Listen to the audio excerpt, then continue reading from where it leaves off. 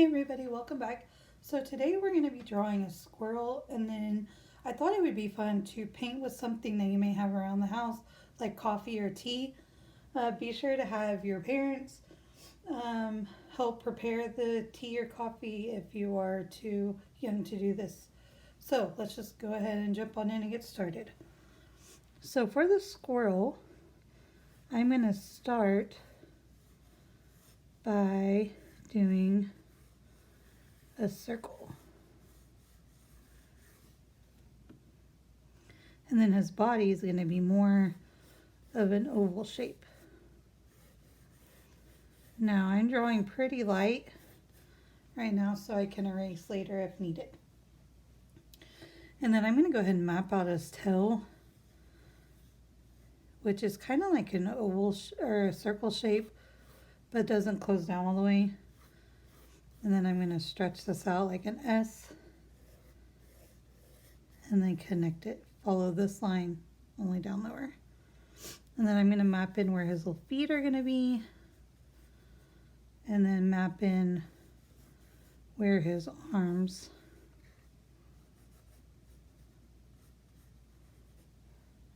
okay.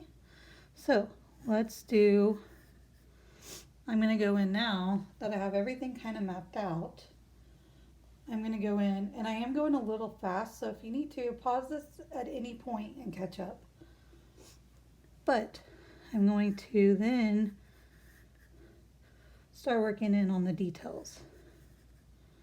So I'm going to bring this down kind of, because I want him to have kind of a wider cheeks. And then his ears can go right here, and they're just triangle shapes.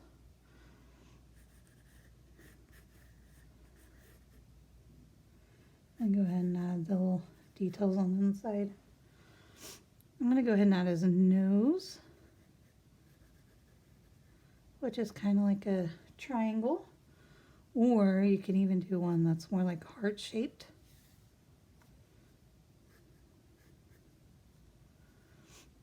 And then this is just kind of getting where his little snout would be.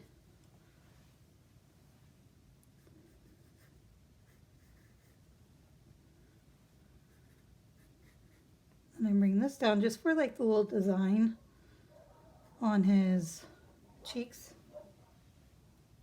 Okay, so then I'm going to add little circles for the eyes.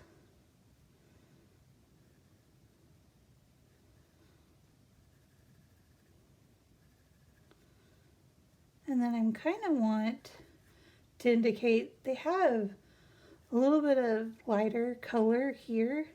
So I'm just going to go ahead and map that out as well. So then I can start on his little arms. So kind of like an L-shaped, stretched out L shape.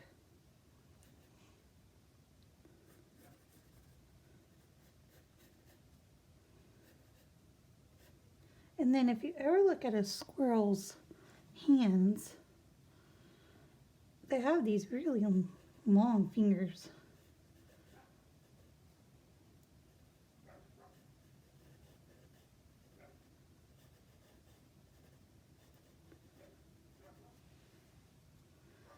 So then I'm going to try to mimic the same thing over here.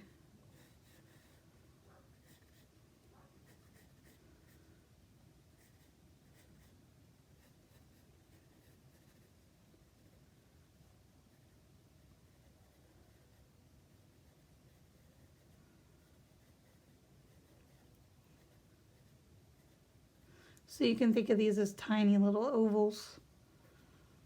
And it doesn't have to be perfect. So I'm going to bring this out because they do have a little rounded lower half. And then normally they have like their little legs that come up right here, but I'm not going to really worry about that for this illustration. I'm just going to indicate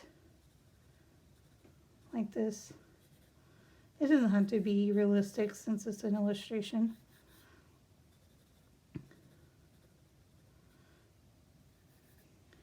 And then they have white on their belly, or a lighter color. And then I can just kind of darken in that tail.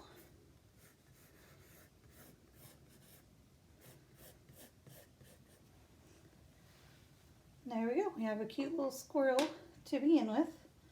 Now to the fun part. So before you start coloring or painting with your coffee, you could go through and erase some of these lines to make them lighter so that it won't show through your coffee. But for the sake of you being able to see the lines, I'm going to just keep them. So prior to the video, I brewed up different types of coffee. This one's instant, and I don't know if you're going to be able to see that very well because my spoon's different colors, but it's pretty dark. I put 3 packs of instant coffee in there and a little bit of water, like half a cup of water. So it's pretty dark. And then this one's just regular brewed coffee. I don't drink coffee, so I'm not too sure on how to explain other than just regular. And then this one is very diluted. It's just a little bit of coffee and then a bunch of water added to it. So as you can see, it's pretty light. Now I'm going to start, just like in watercolor, I'm going to start with the lightest areas and then work myself up to dark. So I'm going to start with, and I completely forgot, he needs an acorn. So let me draw that in right quick. Can't believe I forgot the acorn. There we go. Okay, so I'm going to go in, like this area is going to be pretty light.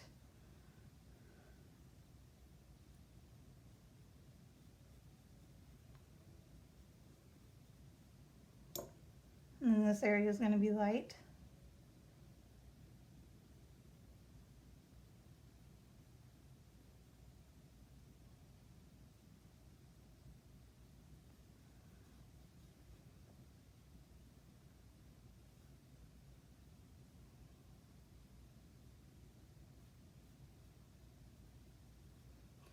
So to do an even wash, which is just a solid color, you just lay down your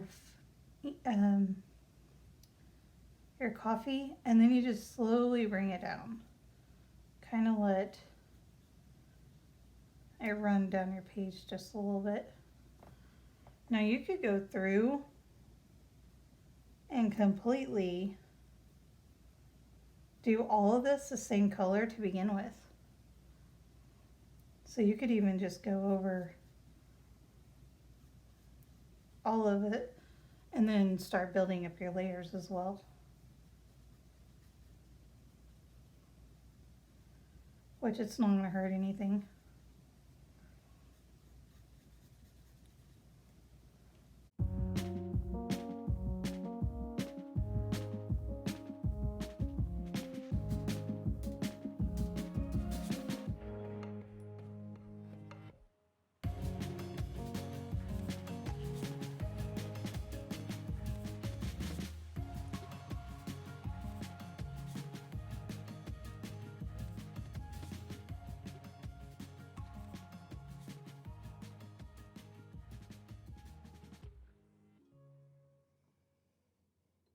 Okay, so once you get layer number 1 done, you're going to want it to dry.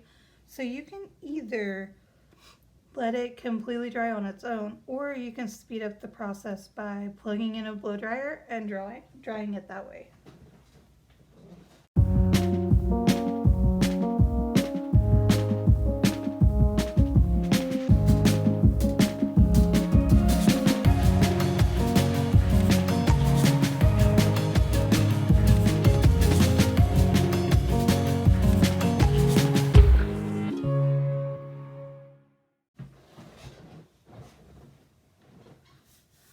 So at this point, it's pretty dry. I did notice that there was extra white here and then it leaked down and came down, but I'm not going to worry too much about that because I kind of like the fact that it looks like coffee. So I'm going to get a little bit of this darker, a little bit darker color, and now I can just start building up my values.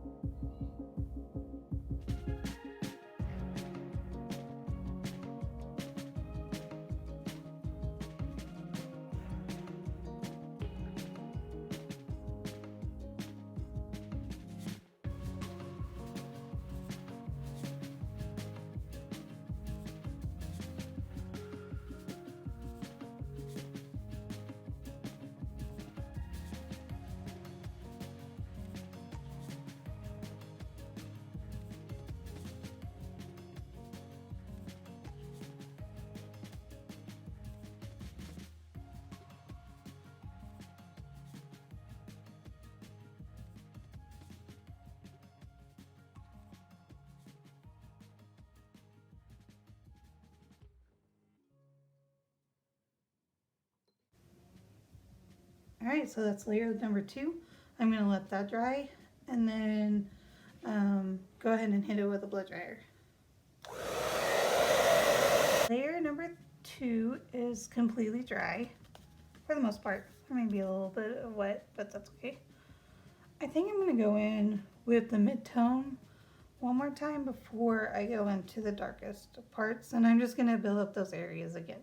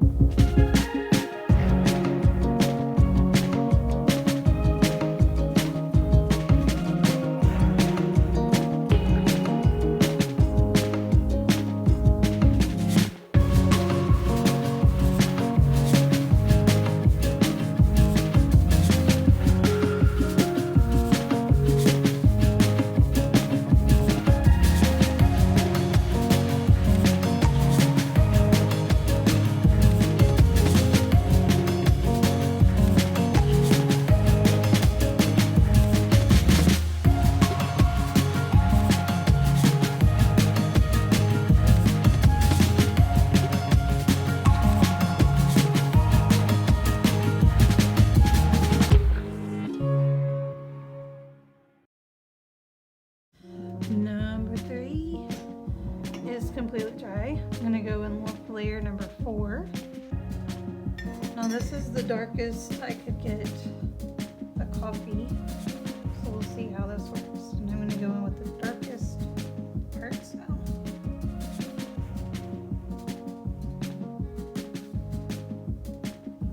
As you can see, it's pretty dark.